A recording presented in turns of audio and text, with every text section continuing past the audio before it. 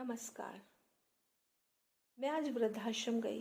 वृद्धाश्रम में जितने भी सदस्य होते हैं उनको देखकर मुझे बड़ा ही परेशानी भी होती है, दुख भी होता है। ऐसा लगता है कि सारे दुख दर्द उनके हम मिटा सकें। तो वहाँ पर एक दादी एडमिट हैं, मैं उनको देखने के लिए गई। तो उन्होंने वो देखकर मुझे बहुत खुश हुई और शायद उनकी नज़रें उस दरवाजे पर थी कि शायद मैं आऊँगी।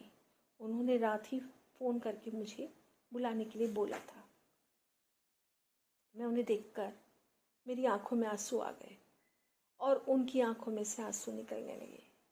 तो मैंने कहा कि माँ मत रो। तो कहने लगी, बेटा तू मेरे लिए अपने से भी ज़्यादा है। अपनों ने तो मुझे यहाँ छोड़ा है, लेकिन तू मेरे लिए अपने से भी ज़्यादा है। उनको देखकर मेरी आंखों में आंसू आ गए।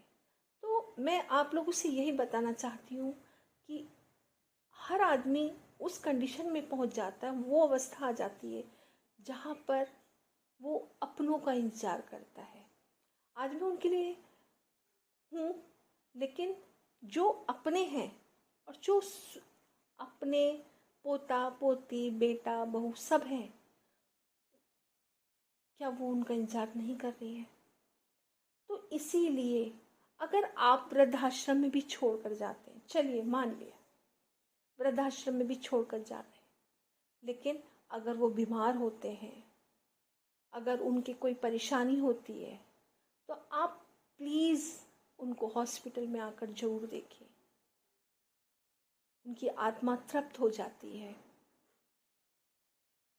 इसीलिए मैं आपसे यही कहना चाहती हूँ कि आप सभी जो भी आपके, अब मेरी आवाज़ कहाँ तक गूंजेगी मुझे नहीं मालूम, लेकिन मैं आप सभी से यही प्रार्थना करती हूँ कि आपने अगर अपने पेरेंट्स को वृद्धाश्रम में, ओल्ड एज होम में भेज रखा है, तो आप महीने में 2 बार चक्कर जरूर लगा दें। कुछ नहीं कुछ लेकर भी मत जाएं, लेकिन उनको देखकर एक बार तसल्ली हो जाती है। वो आपके हैं, आपने उनको छोड़ रखा है, लेकिन प्लीज़ आप उनके पास जाकर 5 मिनट भी बैठने का पूरे महीने में आप